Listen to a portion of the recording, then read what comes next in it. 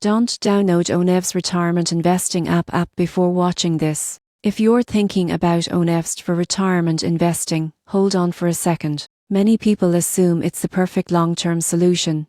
But here's the surprising truth: it comes with limitations and risks you need to know before committing your retirement funds. OneVest promises automated retirement planning, personalized portfolios, and low-cost investments. On paper, it seems ideal for anyone looking to secure their future. However, there are several aspects most users get wrong. First, the app offers a limited range of investment options. OneVest primarily invests in ETFs and mutual funds selected by its algorithms. While this simplifies the process, it also restricts diversification and may not suit every investor's risk tolerance or long-term strategy. Fees are another hidden factor. While marketed as low cost, there are management fees and fund expense ratios that can accumulate over decades, reducing the growth of your retirement portfolio. Most people underestimate how these small percentages impact long-term returns. Transparency and control are also limited. OneVest automates investment decisions,